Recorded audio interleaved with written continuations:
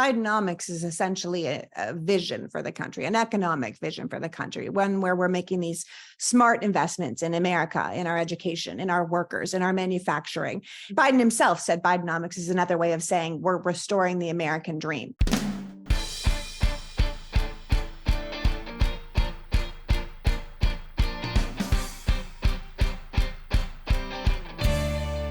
Hello, and welcome to the PoliticsGirl podcast. I'm your host, Lee McGowan. Let's get into it.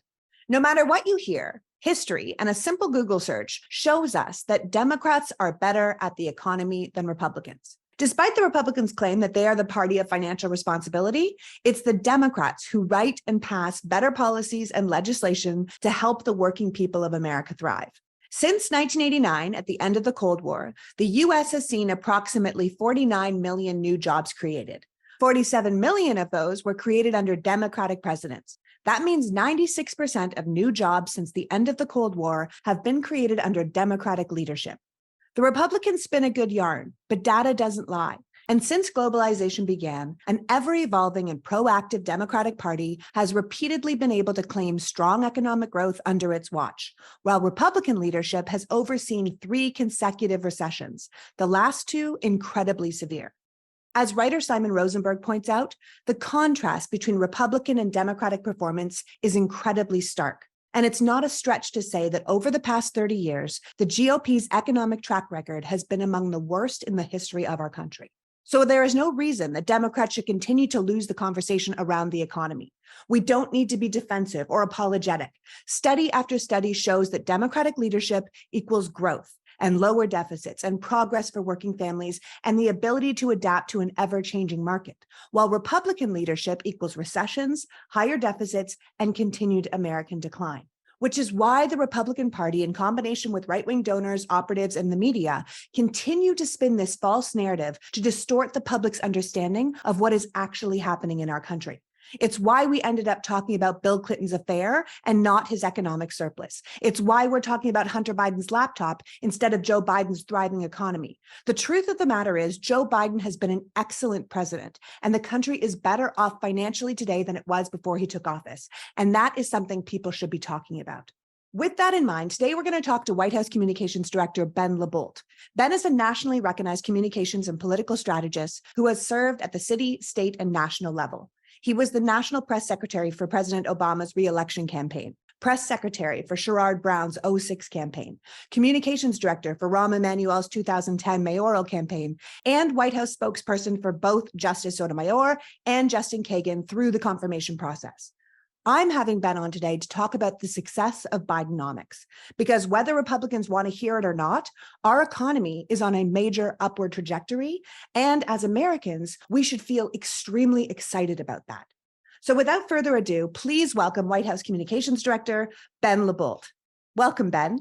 Great to be here, Lee. Thanks for having me. Well, thank you for joining me. I wanted to talk about the economy with someone who wasn't an economist, because most of us don't speak that language, right? You, on the other hand, are a communications expert. So I thought, who better to help us understand what we're calling Bidenomics than someone whose job it is to help us understand? So we're just going to talk about the success of Biden's economic plan, how it's going, where it's going, and sort of what'll come next. Sounds great. Look forward to it. Yes, we can have the economists come on some other day. Some other day, Ben.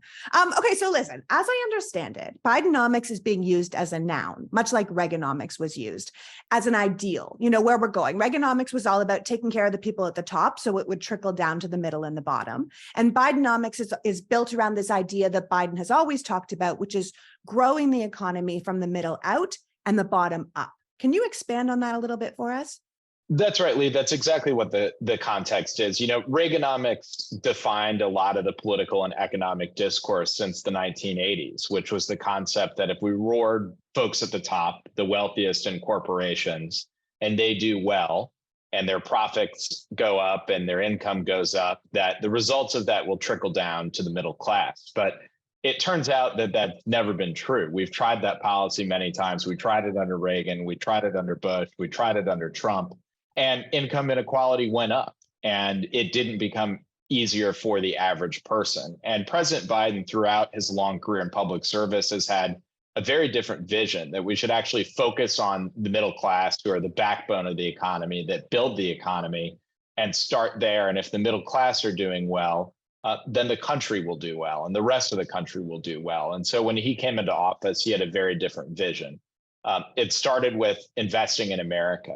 Under a tax policy that rewarded corporations regardless, we saw corporations ship jobs overseas and our manufacturing base decimated over the past few decades. And so the focus of the president's legislation has really been on investing in America. Whether that's the CHIPS and Science Act to build semiconductors that power cars and refrigerators and all of the smart appliances in your home today, or the infrastructure law, which is funding 35,000 projects in every state across the country, or the Inflation Reduction Act, which makes sure that we're going to build the clean energy economy here in America. It's got the largest investment ever in clean energy.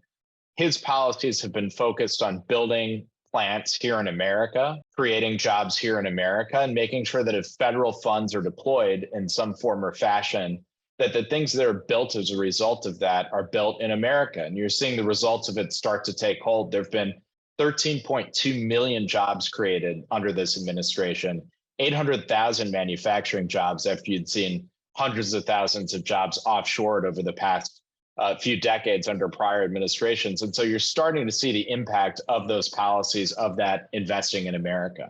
Right. I mean, listen, I want to go back a little bit to Reaganomics because people talk about it all the time. Like Reagan's kind of a golden age for conservatives. They still talk about him, and his economic policy still continues in the GOP today. And just as you were saying, and so people get their head around it, it's this idea that if we take care of the very richest and we make sure they have enough, the money will eventually find its way down to the rest of us. And I always think of it like a tower of champagne glasses where you pour into the top glass and all the other glasses end up being filled, when in reality, our economy is more like that top glass just keeps getting bigger and taking in more and more champagne, while the other glasses underneath it are practically empty and they're cracking under the weight of that glass at the top.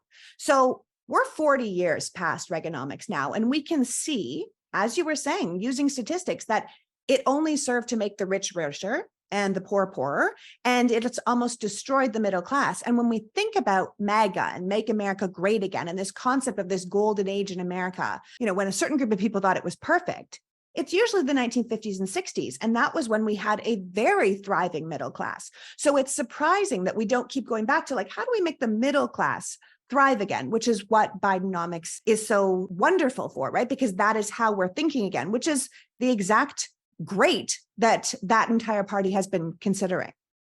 That's exactly right. And it speaks to the second pillar of Bidenomics, which is empowering workers. Right. There's a really tight labor market right now. We've seen the lowest unemployment, the longest stretch under 4% in 50 years in this country. We've seen income inequality go down, record low unemployment, particularly for African Americans, for Latinos. The workers who've seen their wages increase the most under this administration have been workers that are lower on the pay scale. We're seeing more unionization than we've seen in the past. And so you're seeing empowered workers and policies center around empowered workers. And that means employers have to compete for them. You have to compete for talent today. And it's one of the reasons you're seeing wages outpace inflation. Take home wages, purchasing power is up under this administration. And that means a lot to the average person. That means after all their bills are paid at the end of the month, that they still have some discretionary funds left over to spend, or they can put more money away to send for their kids to pursue higher education, for example, or just put in a rainy day fund. And so that's meant a lot economically to the average American. It's one of the reasons that we've seen recent projections saying that the average consumer across the country expects their economic situation to be even better next year. Look, we came out of a devastating pandemic that had a big impact on the global economy. And then we saw President Putin in Russia launch a war of aggression in Ukraine, which had an impact on energy prices. But compare our recovery here in the United States to those of our peer nations around the world. You've seen the fastest and strongest and most robust recovery here in the United States. And you've seen inflation come down 2/3 from where it peaked last summer. And so everybody was impacted by inflation and the cost of the pandemic and that war globally. But because of the policies the president has pursued here in the US, you're seeing workers do well, you're seeing costs come down.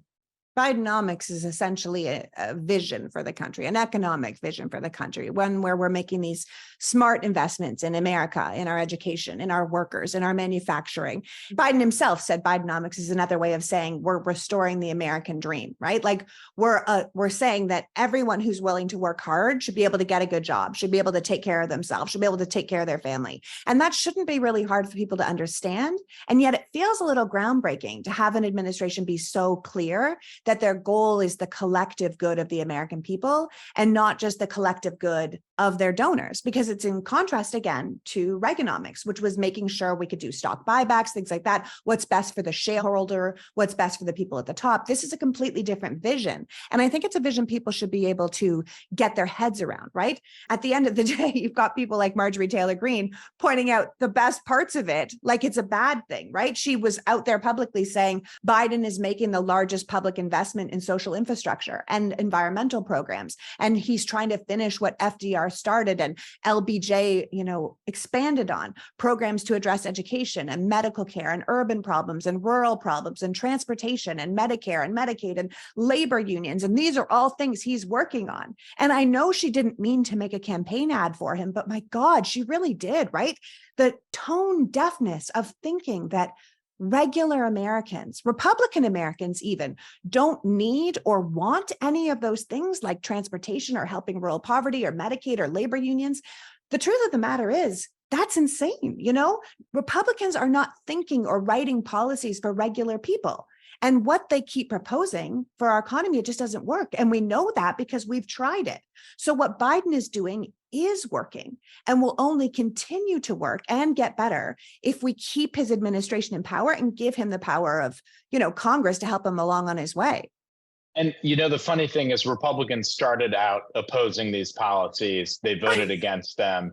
But now that they've been successful, you're seeing some of them actually show up to ribbon cuttings in their district. And of course, they just don't name the president or name the bill that they voted against. And they're actually, ironically taking credit for some of this. And so, you heard some critiques when these policies were being debated. For example, they said, if the government makes an investment in a particular sector like semiconductors, then the private sector will never follow. Well, the private sector actually followed because they viewed that as a signal. This was an industry that we were committed to building in this country that would not be shipped overseas. And you've seen $500 billion in private sector investment follow the public sector investment from the president's bills. And so you're seeing a number of states across the country have the largest private sector investment that they'd ever seen before, with this return to manufacturing in their state. So it's had a really significant impact. Certainly the infrastructure bill, which a handful of Republicans voted for, but many voted against now as airports are being modernized in their districts and roads and bridges are being built. All 50 states are being impacted.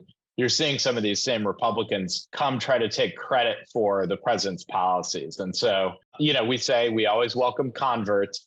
There was a children's story a long time ago, Ben, that was about Chicken Little. And she was like, who will help me, reap the wheat? And everyone was like, not me. And she's like, who will help me make the flour? They're like, not me. And then by the time she got the bread done, they were all like, I'll help you eat it. It's the same thing, right? It just reminds me of like a child's parable, this behavior. Like, we're not going to vote for it, but as soon as it's good, we'll be there smiling at the ribbon cutting. And I find that kind of exhausting. But no matter how you cut it, the point is, for the American people, Bidenomics is a success, and it's a success for the Democrats. And I know you've given a bunch of these stats, but I just want to kind of I want to lay them out for people so they can hear it all at one time. Do you mind if I just throw some stats that you already know at you, but so my audience can hear it all together?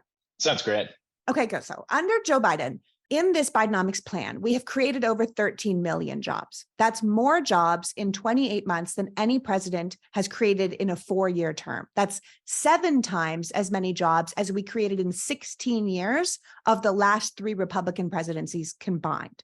Those numbers go hand in hand with the highest level of job satisfaction in modern history. Under Biden, we had the best COVID recovery in the G7. Our GDP growth is 3 times the rate it was under Trump. And last time I checked, the Fed has the GDP at around 2.1%. Does that sound right, Ben? That's right.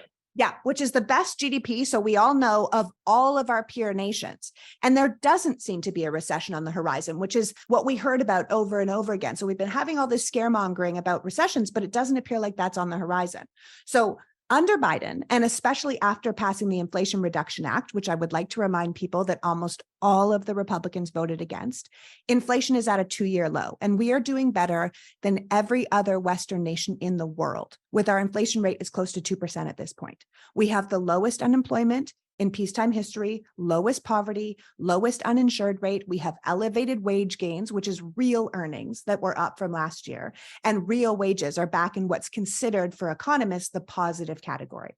And under Joe Biden, we've seen this major influx of new small businesses. The Democrats are actively out here trying to give workers and entrepreneurs the tools and opportunities they need to be economically successful. So unless you live in opposite land or you are lying, you can't see these numbers and these statistics and not recognize that the Biden administration has been excellent for our economy. So if you hear anyone telling you different, know that they are incorrect and or trying to deceive you. Well, you laid it out best. I mean, come on, man.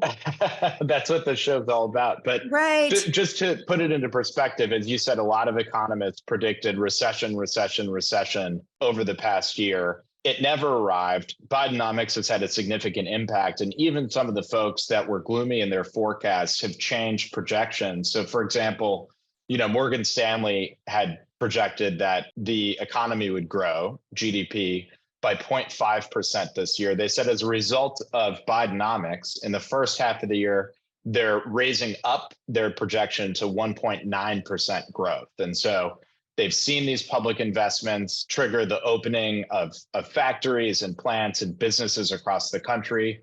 Just today, we heard that last year was one of the top 2 years ever for small business starts. You had more businesses created, the second most ever.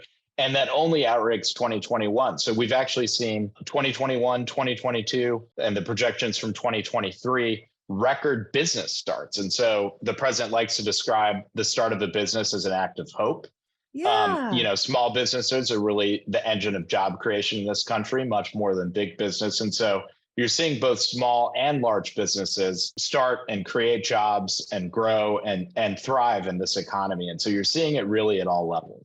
Yeah. And it's also just like things that help our everyday life. Like this administration also lowered prescription drug costs, right? Including capping insulin at $35 for seniors. They helped lower our energy bills. There's domestic oil production is on track to set records in 2023. And even though that personally upsets me because I want to get the heck out of fossil fuels, we're also making these like giant gains with non-carbon based energy. So that means our gas prices are down, and even with OPEC raising their prices, right? We're out here building bridges and tunnels and rebuilding America's infrastructure and bringing broadband to rural communities and building all these manufacturing plants across America. So it's like very hopeful stuff. And these are real projects that are happening around the country because Joe Biden and the Democrats delivered when Republicans year after year and administration after administration did not. We've heard about Infrastructure Week for literally 40 years, and Joe Biden came in and delivered, and I believe he deserves the credit for that. We have to stop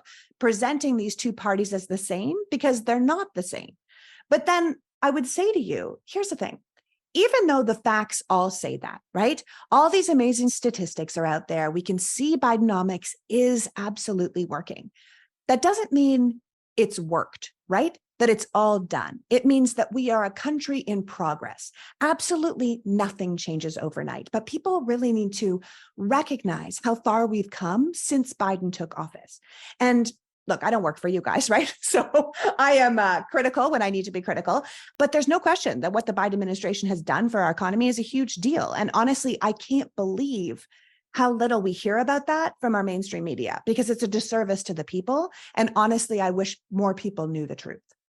Well, a lot of what gets written out of the story is that we're just coming out of a once in a century pandemic that had a massive impact on the global economy. That's one piece. The second piece is the Trump administration's economic policy was really just to pass a tax cut for the wealthiest in corporations based on that old trickle-down principle that cost trillions of dollars that, by the way, the average taxpayer had to pay for. And that created 40% of the national debt. And so all of that is left out of the story. And the president came into office with a different set of policies that made sure that we had the strongest recovery on record, that we recovered from the pandemic quicker than we'd covered from such catastrophic financial crises in the past, and that the average American was in the best position they could be in the marketplace to make sure that they were getting back to work, they were having their costs lower, they were having rent relief and everything that they needed coming out of the pandemic. And we're now in a strong position. You're starting to see the dividends of that take hold. You know, inflation has come down from its peak. It's come down 2/3 since last summer. You're starting to see the policies be implemented. And so, you know, instead of costing $100 a month, like you said, insulin is now capped at $35, and there's an annual cap on prescription drugs. And you're seeing the deployment of funds that are building infrastructure projects, and the largest investment in clean energy ever. 80 projects have now gotten off the ground, but many more will. We've been traveling the country to old manufacturing bases where the plant had closed, and the plant is now being converted to produce clean energy instead of whatever it used to produce. And so whether that's, you know, hydrogen coming out of Minnesota, or battery plants that will power the transition to electric vehicles. On Thursday, the president was in Philadelphia looking at a ship being built to install offshore wind turbines, the first ones that will go off the coast of New Jersey. You know, when he talks about clean energy, he really sees this not only as a transition away from fossil fuels, but into an investment into a new workforce that's being trained to build a whole new economy in the US that will have positive economic dividends and lower energy costs too. So, you know, there is a transformation that's happening underway. It's happened in the shadow of a pandemic that the president deployed every tool to make sure we could recover as quickly and strongly as possible from. But he did come into office facing a very significant crisis, and that's too often forgotten in the coverage. Yeah, absolutely. I think people also forget when they talk about the debt that 70% of it comes from previous presidents, right? 28% to 40% can be almost said to be Donald Trump's alone. So we need to be really clear that if the idea that Joe Biden is the cause of the debt isn't based in fact. If you want the debt to go down, you have to start with getting annual deficits down. And in the last 40 years, the only party that has ever taken the deficit down is the Democrats. And I think we also need to remember that taking on debt for things like providing broadband or infrastructure or technology or research or building new plants, providing better education or healthcare or childcare, things that improve the lives of your people is actually an investment. And investments provide yields for the future in a way that giving a giant tax cut to the ultra rich does not. So that's actually good debt. But if we think about what Biden has actually added, he's added 2% to the debt. So anytime people get their brains crazy about debt and deficits, and you have to know that Democrats do much better getting the deficit down. They've done much better getting the debt down. And really, we're making investments. So the debt we're taking on are good investments that will produce yields in the future. I think the problem comes down to the fact that at the end of the day, these statistics I'm saying, the figures, they mean very little to most of us, right? The question is, how do we feel about something? The majority of Americans, myself included, don't really understand interest rates. We don't really understand unemployment numbers or cyclical market behaviors. You know, that's not how we talk. That's not how we think.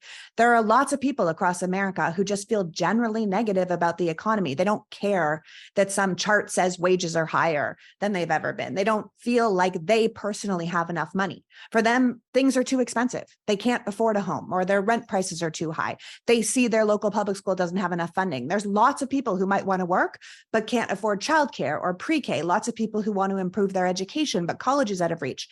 And a lot of our parents are getting older. And there's a fair amount of us who don't know how we're going to manage with that financially. I personally feel all of those things myself. So I understand why people might just be like, don't tell me things are really good. It doesn't feel good to me. What is the administration, what's their answer to that, or their response to that kind of feeling? Because I'm sure they understand it. I am so pleased that Thrive Cosmetics sponsors this show. If you don't know Thrive Cosmetics, they're an incredible beauty and skincare line made with clean, skin-loving ingredients with no parabens, sulfates, or phthalates. They're 100% vegan and cruelty-free, so you know no animals were harmed in the making of it. But they also put the word cause in their name for a reason, because every purchase you make supports organizations that help our communities thrive. These are fantastic products. I talk about their liquid lash extension mascara all the time, but I have to because it's that good. It's literally my go-to mascara, and that's really saying something because I have blonde eyelashes, and if I don't wear mascara, I can look eyeless. So I take mascara very seriously. Plus, it's hot this summer, and if I wear anything other than Thrive mascara, it always ends up all over my face.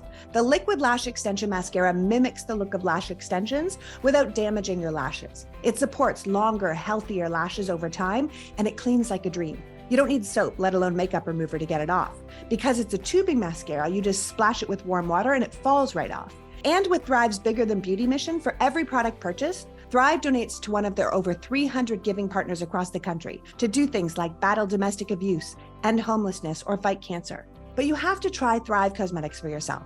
Right now, you can get an exclusive 20% off your first order when you visit thrivecosmetics.com/politicsgirl. That's Thrive Cosmetics, spelled CAUSEMETICS.com/politicsgirl for 20% off your first order.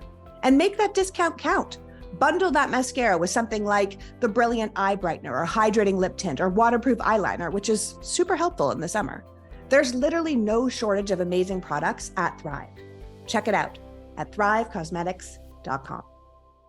Well, I've been talking about Miracle Made sheets a lot these days, and you guys have been buying them and then telling me how much you like them, and I love that. Working with Miracle Made, I've learned a lot about how much bacteria our sheets actually have on them, which is often why we get acne or allergies or a stuffy nose from our bed. And to be honest, having that information kind of grossed me out, but knowing that there are products like Miracle Made that offer whole lines of self-cleaning, eco-friendly bedding started to make a lot of sense to me. Miracle Made bed sheets use silver-infused fabrics that prevent up to 99.7% of bacterial growth, so they stay cleaner 3 times longer than regular sheets. They're also super comfy, soft, and luxurious without the high price of those other soft and luxurious sheets. So stop sleeping with bacteria and sleep clean with Miracle. Go to trymiracle.com/politicsgirl to try Miracle Made sheets today. And whether you're buying them for yourself or as a gift for a loved one, if you order today, you can save over 40% off. And if you use our promo code PoliticsGirl at checkout, you'll get 3 free towels and save an extra 20%. That's a great deal. And Miracle is so confident you'll love their product, it's backed with a 30-day money-back guarantee. So if you aren't 100% satisfied, you'll get a full refund. So upgrade your sleep today with Miracle Made. Go to trymiracle.com/politicsgirl and use the code PoliticsGirl to claim your 3-piece towel set and save over 40% off at checkout. That's trymiracle.com/politicsgirl. When Rocket Money approached us as a sponsor, I had to look up what it was. And when I discovered it was a personal finance app that finds and cancels your unwanted subscriptions, monitors your spending, and helps you lower your bills all in one place, I was like, yep, I need that. As I've said before, other than something that would help me wrangle my inbox, an app that helps find the subscriptions I'd forgotten about and cancels them for me is right at the top of my list. Do you know statistics show that over 80% of people have subscriptions they've forgotten about? Chances are you're one of them. Like that Stars app you signed up for just to watch one show, or that free gaming trial you never actually used.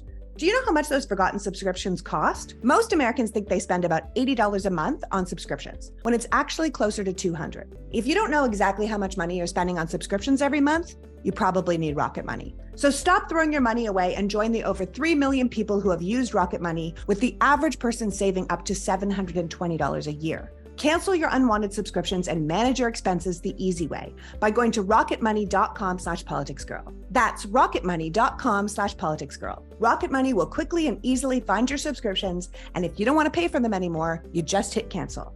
It's that easy. rocketmoney.com/politicsgirl. Do you remember reading Shel Silverstein books as a kid, like A Light in the Attic and Where the Sidewalk Ends? I can. I loved them. I still own them. I read them to my son. I can quote, if not recite, a lot of those poems. There was just something about the simplicity, the humor, even the darkness that really appealed to me. That's why I was so excited when Chris Harris published My Head Has a Bellyache, which is essentially a Shel Silverstein book for the new era. Now, full transparency, I know Chris Harris. He's about the nicest guy you're ever going to meet. A great dad, awesome husband, very successful in television, but it's children's books that he's truly passionate about. His new book, My Head Has a Bellyache, is the type of book no one writes anymore, but they really should. It's charming and mischievous and thoughtful and something I absolutely recommend you go and check out for yourself. There's a Valentine poem for someone you don't care about. There's a new Who's On First called The Corrector, where someone corrects the grammar of the poem as it goes along. I think my favorite poem is one called The Okay House, where you think your house is just okay, but when you're moving out, you realize that as a house, it might be just okay, but as a home, it was perfect. The whole book is just filled with love and innocence and poignancy, and of course, a lot of humor. There are so many little treats and Easter eggs as you go along. The illustrations are wonderful, but they're like a little treasure hunt of their own. Even the page numbers are fun. So do yourself a favor and go to your local bookstore or that big one online and pick up My Head Has a Bellyache. It's nice to support good things and good people at a time where we don't have enough of either. My Head Has a Bellyache is just one of those things. Buy it for yourself or as a gift for a child or a family member in your life. My Head Has a Bellyache by Chris Harris. Well, we certainly saw that sentiment, peak during the pandemic, and there was significant inflation as a result of the pandemic that happened globally, and as a result of Putin's war in Russia that had a significant impact on energy prices. And the president certainly understands that, and it's why he centered his policies on bringing costs down that you're now seeing to take hold. Historically, the most important metric for the average person has been their purchasing power, right. Their take-home pay after inflation. And we've seen wages now outpace inflation. You've seen wage gains under this administration. So that is something the average person sees and feels. And it's why that they're describing their personal economic situation in positive terms now. And I think that will continue as we get further out from the pandemic, as you're seeing the impact of more of these policies, whether it's, subsidies to bring your energy costs down, legislation that's bringing down the cost of prescription drugs.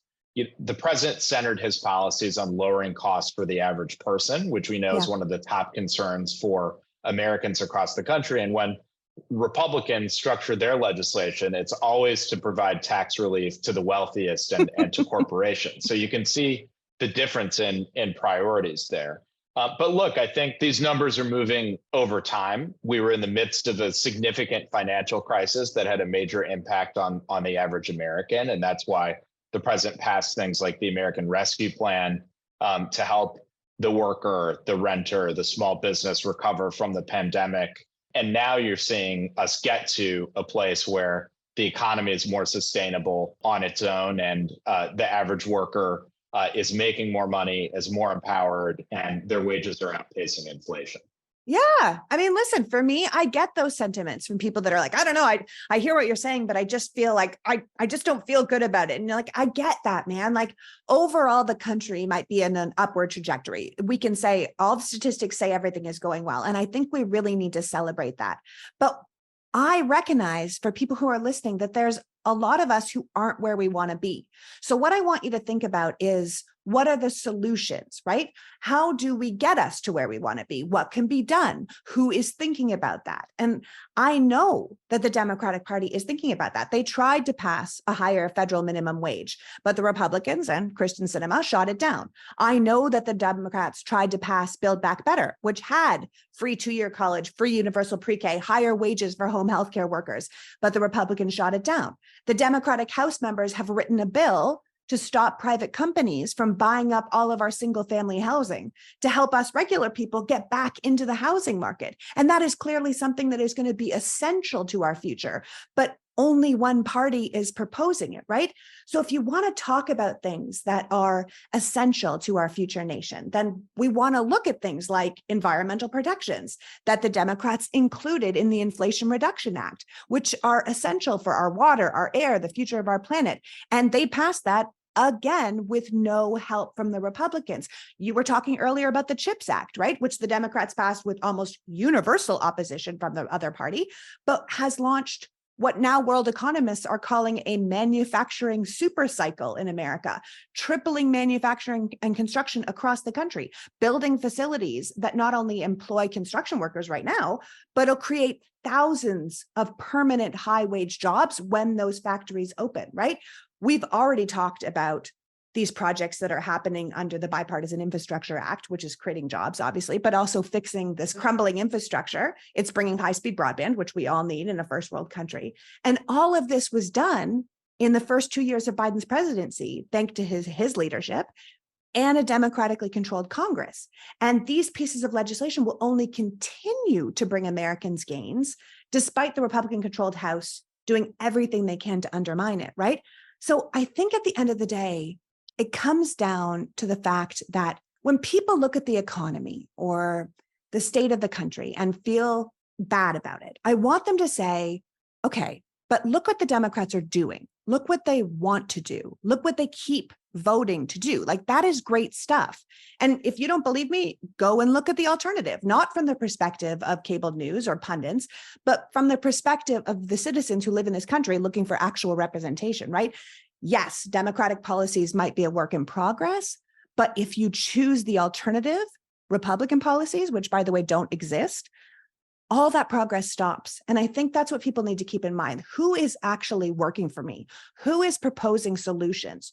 Who is actually voting for things that would help me? And time again, the answer is the Democrats. And I want people to feel that. And I want them to tell their friends that and their family that when they hear, oh, the inflation is bad, so it's Biden's fault. I want them to say, actually, no.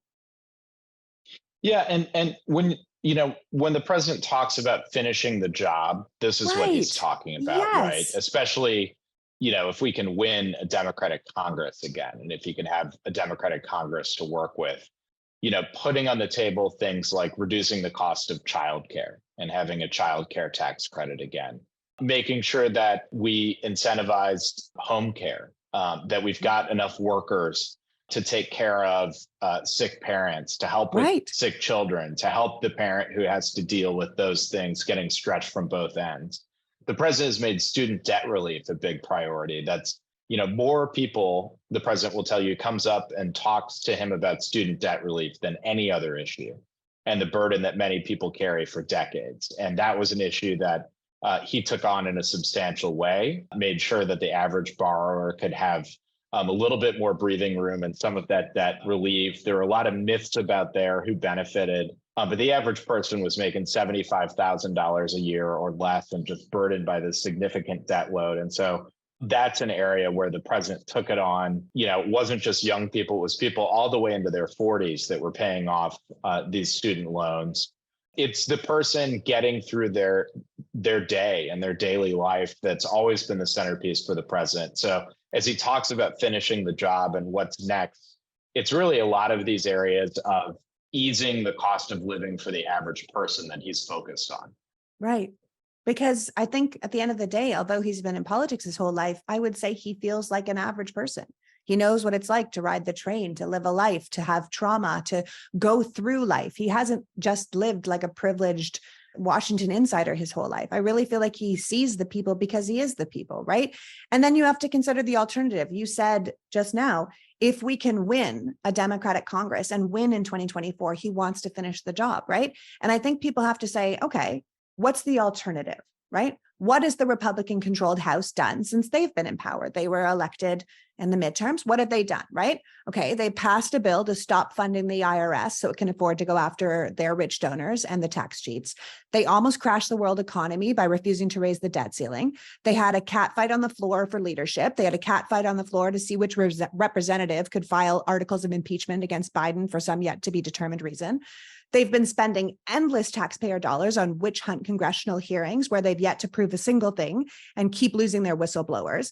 And now they're holding up promotions of key military personnel and putting our national security at risk. So at the end of the day, Republicans are going to do everything they can to keep the economy in bad shape because they don't really care how it affects the American people. They care how it affects the people's perception of the government that Joe Biden is the head of.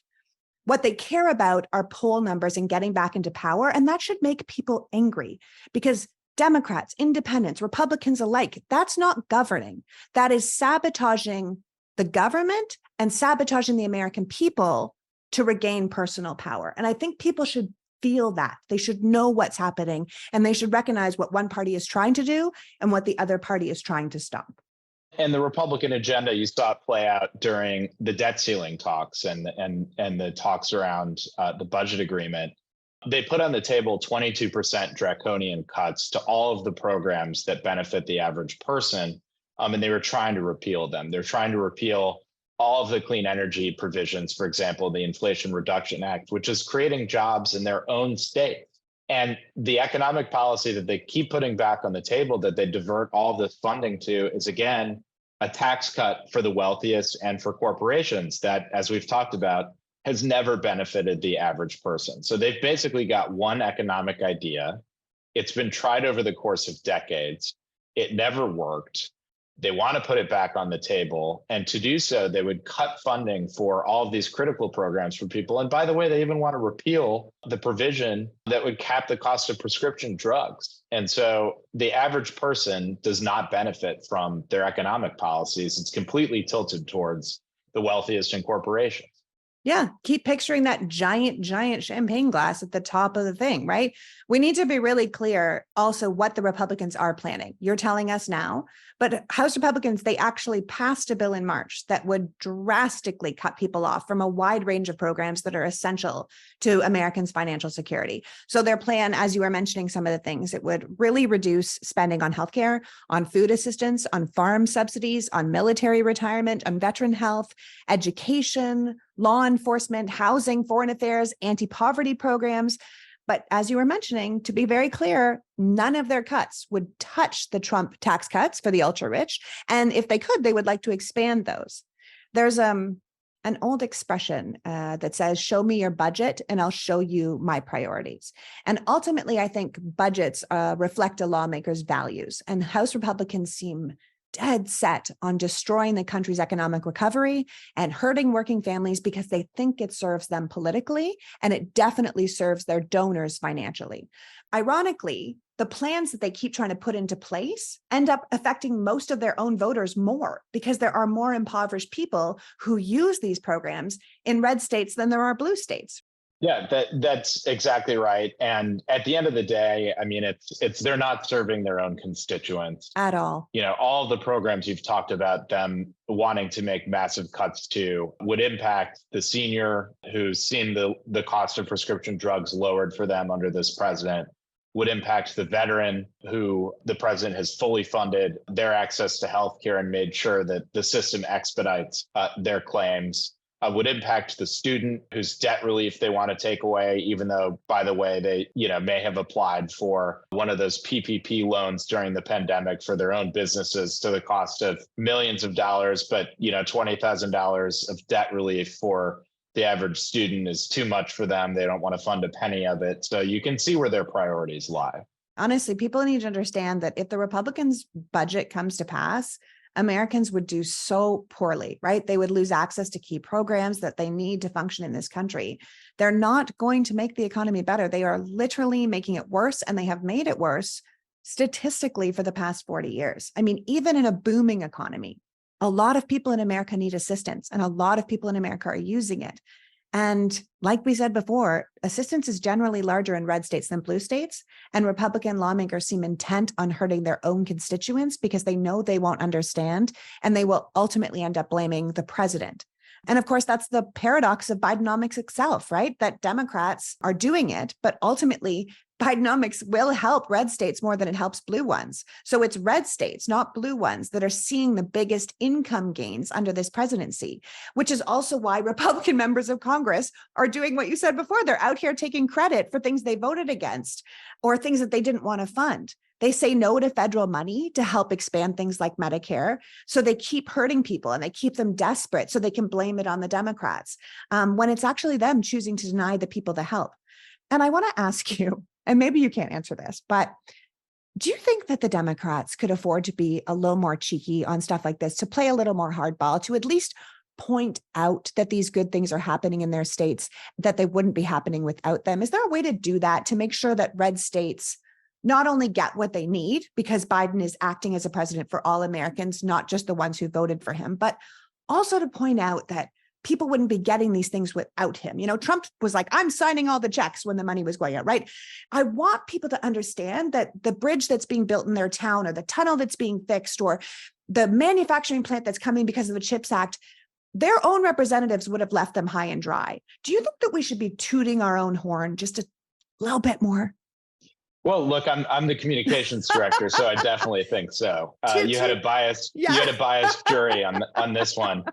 Look, I think that's part of what the Bidenomics push is about, right? People are hearing about a road or a bridge being built in their community. They're seeing the cost of insulin capped at $35, but they're busy in their daily life. They may not be watching the morning and evening news, and so they're not necessarily making a connection back to the president's policies or the policies that Democrats passed through Congress these past couple of years. And so that's why there's a rule in marketing called the rule of seven. You have to hear something 7 times to really remember it and act upon it. And so we may sound a little repetitive in our echo chamber, but we're going to be holding events around the country to make sure that people are drawing a link between what's happening in their communities, the job gains, the factories that are being built, the costs that are coming down, the roads and bridges, and the policies that President Biden and Democrats got through Congress these past couple of years. And so that's why you've got the Bidenomics branding around it. You'll hear a lot about investing in America and the president's commitments to doing that in the context of the bills that have been passed. And we'll keep saying it until we're blue in the face, but that's what it takes, to break through with the average person who's busy just going about their daily life and maybe not tuned into politics. Yeah, let's love 7 them. It's clear that Biden is totally aware of how much suffering is going on around the country, especially in red states. And he wants to take care of the people, no matter where they are, no matter who they voted for. And I think we need to remind people of that over and over again. I mean, the bottom line is, if we're looking at this this is an episode about Bidenomics, right? The deficit has gone down every year under Biden. And as a reminder to people listening, it went up every year under Trump. We've made incredible investments in the future prosperity of America with things like infrastructure and jobs and the CHIPS Act and climate change regulations and improvement on healthcare.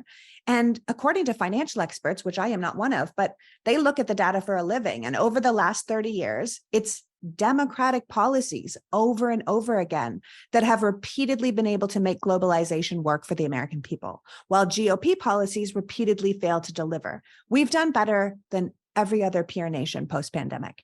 And the GOP policies, when they do have policies like cutting taxes for the ultra-rich and stock buybacks and corporate price gouging and allowing companies to make more money shipping jobs overseas, those things only hurt Americans. So I don't think we can be denying any longer that what Biden has been doing since he took office has made the country better. I mean, even now with the GOP fighting his agenda every step of the way, Biden is still making positive steps for the American people, for the economy. And I think we have to remember that given the chance, the Republicans plan to stop all those efforts. They will not do this if they get back into power. So we can't allow that to happen, right? Like, it's just, we want people to succeed. We want to continue this upward trajectory. We want to keep going.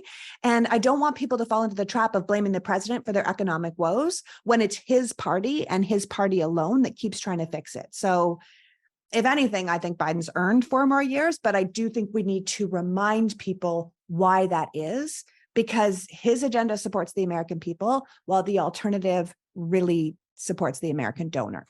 Well, I can't get into all the campaign details since What? I'm at my perch You're not? here at the White House. No, you got to do that somewhere else, my friend. To folks on the campaign. But I will say what the president has put forward, what he would continue to do, things like lowering the cost of childcare, continuing on the student debt relief trajectory, defending individual rights and liberties, and making sure that, if you're a woman who wants to make your own healthcare decisions, or a parent who believes you should decide what books your children have access to, not an ideological governor. If you believe in rights for LGBTQ people, if you believe that workers and the middle class should be at the center of our economic policies in this country, instead of, as you talked about, the one champagne glass approach to, rewarding the wealthiest in corporations and expecting everyone else will do well. That's what the president wakes up every single day focused on.